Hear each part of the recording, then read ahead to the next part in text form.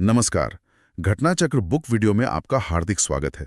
आइए प्रारंभ करें इस यात्रा को, जहां हर विषय वस्तु को हम सरल, स्पष्ट और परीक्षा उपयोगी ढंग से प्रस्तुत करेंगे। नमस्ते। चलिए एक सिचुएशन सोचते हैं। आपके आसपास कोई क्राइम होता है।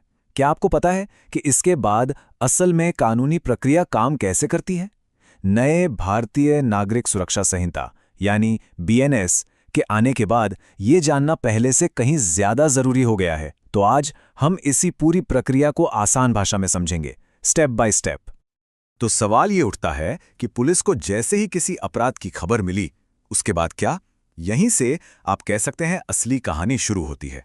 आइए इस नए कानून के तहत पुलिस इन्वेस्टिगेशन के पूरे सफर को परत दर परत खोलते हैं और देखते हैं कि होता क्या है।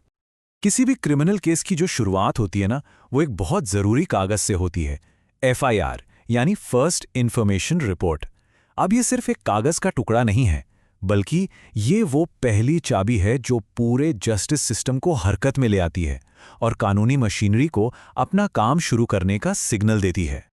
तो एफआईआर फाइल कैसे होती है? बीएनएस ने इस प्रोसेस को ना काफी सीधा और सरल बना दिया है।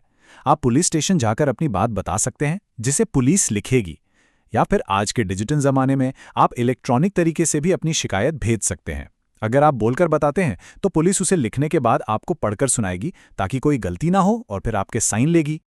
और हाँ, ये जानना बहुत जरूरी है कि इस प्रोसेस में कानून आपको कुछ खास अधिकार भी देता है।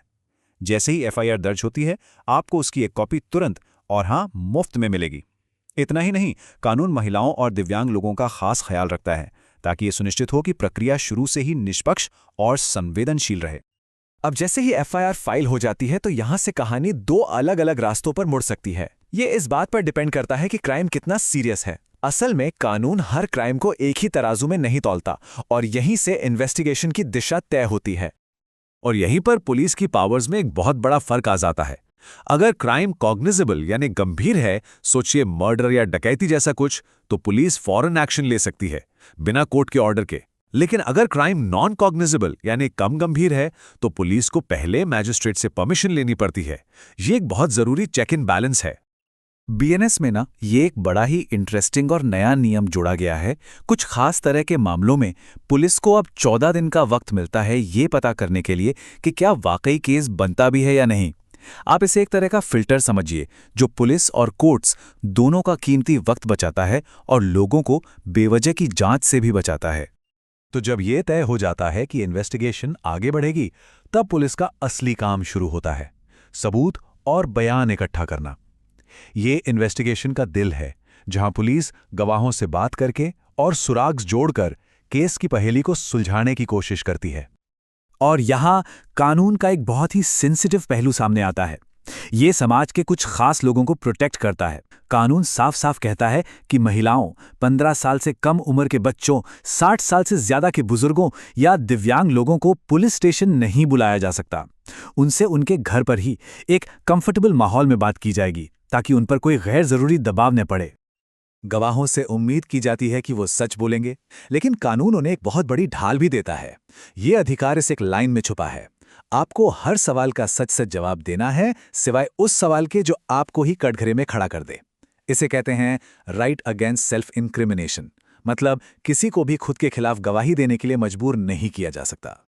अच्छा, ये एक बहुत ही क्रूशियल पॉइंट है। पुलिस के सामने दिया गया कोई भी कन्फेशन यानी इकबालिया बयान कोर्ट में सीधा सबूत नहीं माना जाता। क्यों? क्योंकि हो सकता है वो दबाव में लिया गया हो। सिर्फ मजिस्ट्रेट के सामने बिना किसी डर के दिया गया बयान ही कानूनी तौर पर वैलिड होता है। इन्वेस्टिगेशन के पूरे प्रोसेस में टाइम बहुत ज्यादा मैटर करता है, और कानून इस पर कड़ी नजर रखता है। किसी की आज़ादी कोई छोटी बात नहीं है, इसीलिए पुलिस और जुडिशियल कस्टडी के लिए बहुत सख्त टाइमलाइन तय की गई हैं। ये टाइमलाइन किसी भी व्यक्ति की आज़ादी को बचाने के लिए है। गिरफ्तारी के 24 घंटे के अंदर उसे मैजिस्ट्रेट के सामने पेश करना ही होगा, ये पक्का करने के लिए कि गिरफ्तारी सही है या नहीं।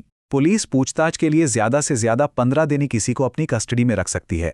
उसके बाद अगर जरूरी हुआ तो मामला जुडिशियल कस्टडी में चला जाता है, जिसकी भी एक तय सीमा है, 60 या 90 दिन, क्राइम की ग्रेविटी के हिसाब से। बीएनएस सिर्फ प्रोसेस नहीं बदल रहा, ये सिस्टम में अकाउंटेबिलिटी भी ला रहा है। अब पुलिस को 90 दिनों के अंदर विक्टिम को बताना होगा कि जांच कहां तक पहुंची। अब वो अनगिनत दिनों का इंतजार खत्म, और रेप जैसे जो संगीन मामले हैं उनमें तो 2 महीने में इन्वेस्टिगेशन पूरी करना अब जरूरी हो गया है। ये वाकई न्याय को तेजी देने की दिशा में एक बड़ा कदम है।